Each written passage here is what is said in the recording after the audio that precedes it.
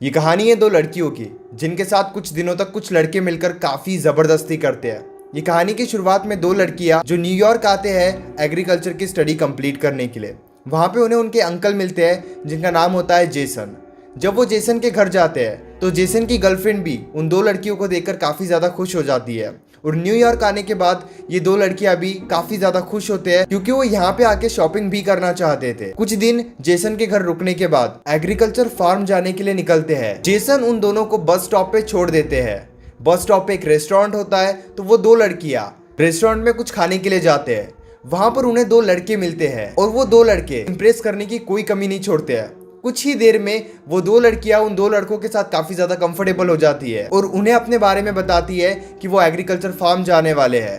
वो दो लड़के कहते हैं कि हम भी उसी रास्ते जाने वाले हैं, अगर तुम्हें ऐतराज ना हो तो हम तुम्हें जाते जाते वहां पर छोड़ देंगे। ये सुनकर वो दोनों लड़कियां उनके साथ जाने के लिए मान जाती है और उनके साथ ही निकल जाती है। अब वो दोनों लड़के उन दोनों लड़कियों को फार्म ना ले जाकर अपने घर लेकर जाते हैं। तो यहाँ पे नैन्सी और कैथी काफी ज्यादा डिस्टर्ब हो जाते हैं। उन्हें समझ नहीं आता है कि उनके साथ क्या हो रहा है, लेकिन उन दो लड़कों के मॉम को देखकर वो काफी ज्यादा कंफर्टेबल हो जाती है और बिल्कुल वहां पर हंसी खुशी के साथ कुछ देर तक रुकने का फैसला करते हैं। काफी देर हो जाती है, उन दोनों को भूख भी लगती है, इसलिए उन दोनों लड़कों की मॉम नैन्सी और कैथी के लिए कुछ खाने के लिए लेकर आते हैं। खाने के बाद ही नैन्सी और कैथी को चक्कर आने लगते हैं। जब तक उन्हें ये समझ में आता है कि उनके साथ गलत हो रहा है तभी वो बाहर निकल जाते हैं, लेकिन काफी देर हो जाती है।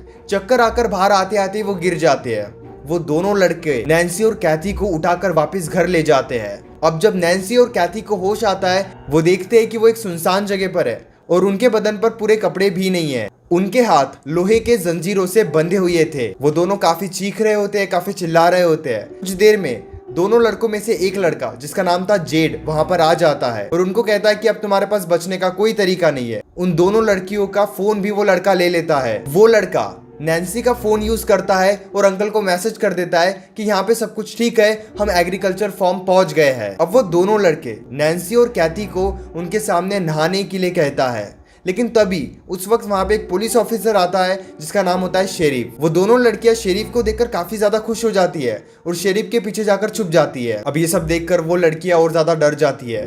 कैथी और नैन्सी पूरे तरीके से घबरा चुके थे क्योंकि जिस पुलिस ऑफिसर को देखकर उन्हें एक उम्मीद जाग उठी थी कि शायद वो उन्हें बचा लेगा, अब वही पुलिस ऑफिसर नैन्सी के साथ जबरदस्ती करता है। अब दूसरी तरफ उन दोनों लड़कियों का अंकल जेसन वो एग्रीकल्चर फार्म से पता करता है तो उन्हें पता चलता है कि दोनों लड़कियां वहां पे नहीं पहुंची है। अब तो नैन्सी का फोन भी नहीं लग रहा था। ये सब देखकर जेसन काफी ज्यादा घबरा जाता है और इस तरफ नैन्सी और कैथी के साथ काफी लोग मिलकर काफी बार जबरदस्ती कर रहे होते हैं। हर घंटे नए नए लोग आकर वहां पर नैन्सी और कैथी के साथ जबरदस्ती करते हैं। और इस तरफ इन दोनों लड़कियों के अंकल को ये समझ में आ गया था कि उन दोनों लड़कियों के साथ कुछ गलत हो रहा है क्योंकि वो अभी तक एग्रीकल्चर फार्म नहीं पहुंचे हैं। इसीलिए जेसन उन दोनों को ढूंढने के लिए अपने घर से बाहर निकल जाता है और इस तरफ नैन्सी और कैथी के साथ काफी बुरा हो रहा था और वो दोनों काफी परेशान भी थे।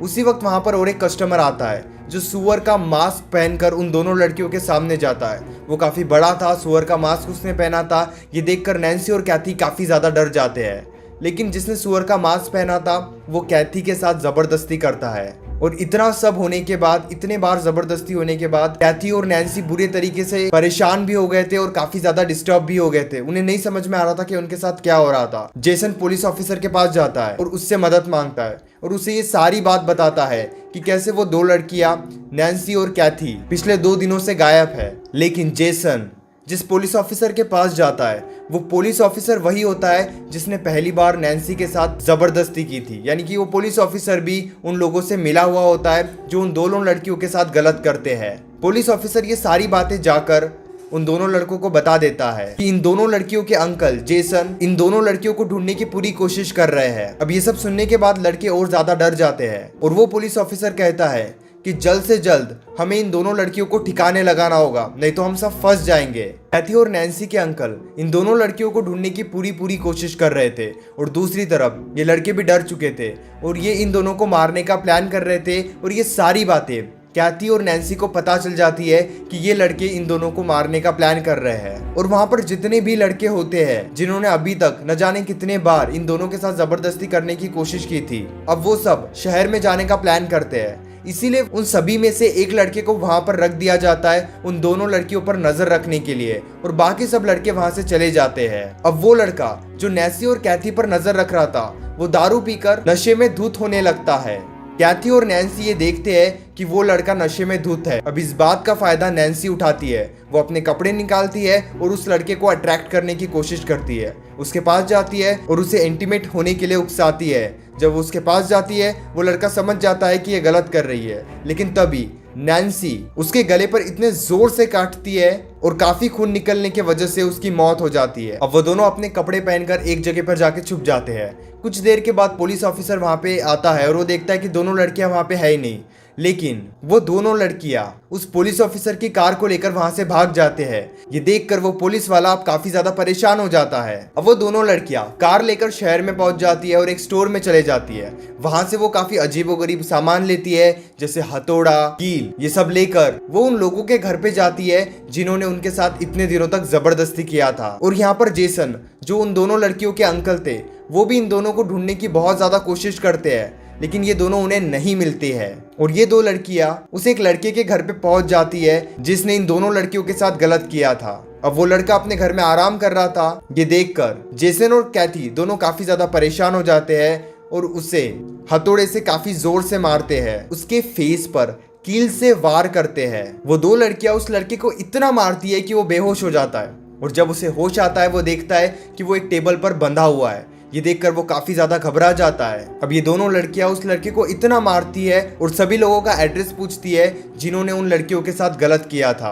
अब धीरे धीरे करके वो लड़का सभी लड़कों का एड्रेस बता देता है। इतना होने के बाद नैन्सी उस लड़के के पिछवाड़े में कील डालकर वहां से चले जाती है। अब ये दोनों लड़कियां एक चर्च में पहुंच जाती है, जहां पर वो देखती है कि उन्हें वो कस्टमर मिलता है जिसने सुअर का मास्क पहन के उनके साथ जबरदस्ती की थी, और वो सुअर पहनकर जबरदस्ती करने वाला इंसान उस चर्च का फादर है। अब वो चर्च का फादर समझ गया था कि ये वही लड़की है जिसके साथ उसने जबरदस्ती की थी। ये देखकर वो काफी ज्यादा डर जाता है। तभी वो दोनों लड़कियां उसे इतना मारती है और कार के पीछे बांधकर पूरे टाउन में घुमाती है और आखिरकार उसे जिंदा जला देती है। अभी दोनों लड़कियां काफी गुस्से में थी और एक एक करके ये सभी से अपना बदला ले रही थी। और दूसरी तरफ इन दोनों लड़कियों का अंकल जेसन इन दोनों लड़कियों को ढूंढने की पूरी कोशिश करता है, लेकिन इस कोशिश में वो पुलिस ऑफिसर जो इन सभी लड़कों के साथ मिला था वो जेसन को किडनैप करके अपने पास रख लेता है।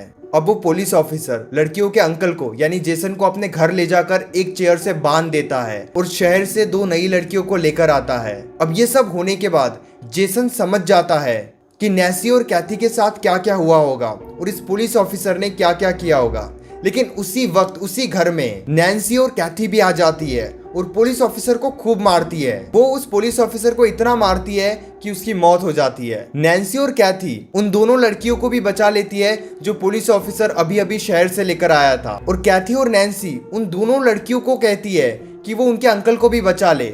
अब ये दोनों लड़कियां जो शहर से नहीं आई थी वो नैन्सी और कैथी के अंकल को छुड़ा देते हैं, और इसी बीच नैन्सी और कैथी वहां से निकल जाते हैं। जेसन उन्हें रोकने की काफी कोशिश करता है, लेकिन तब तक वो वहां से निकल चुके होते हैं। अब ये दोनों लड़कियां नैन्सी और कैथी जाती है उन लड़कियों के मम्मी के पास जहां से इस पूरी कहानी की शुरुआत हुई थी। अब उन दोनों लड़कियों को देखकर उन दोनों लड़कों की मम्मी काफी ज्यादा डर जाती है, और नैन्सी और कैथी उन लड़कों के माँ को देखकर भी काफी ज्यादा गुस्से में आ जाती है और उन दोनों लड़कों की माँ को वो कुर्सी से बांधकर काफी मारती है। और इसी के साथ उन दोनों लड़कों में से एक लड़के को भी वो वहां पर बांधकर खूब मारती है। अब वो उस लड़के को खोल देती है और कहती है कि वो अपनी माँ को जान से मार दे। ये सब होते हुए कैथी और नैन्सी देखते हैं, लेकिन वो लड़का अपनी माँ को मारने के लिए तैयार ही नहीं होता है। काफी डराने के बाद भी वो अपनी माँ को नहीं मारता है, और गुस्से में आकर नैन्सी और कैथी उस लड़के को मार देती है, और इसी के साथ वो उसके माँ को भी बहुत बुरी तरीके से मार देते हैं। अब उनका बदला यहाँ पर इस तरीके से पूरा होता है। जितने भी लोग नए नए लड़कियों के साथ गलत करके नई नई लड़कियों को मार रहे थे, उन सभी का बदला नैन्सी और कैथी ले लेते हैं। उन सभी बुरे लोगों का नाम और निशान नैन्सी और कैथी मिटा देती है, और फिर से वो अपनी जिंदगी की एक शुरुआत करती है। वो एग्रीकल्चर फार्म में जाकर अपनी आगे की पढ़ाई पूरी करती है। ये कहानी आपको कैसी लगी मुझे ज़रूर बताना।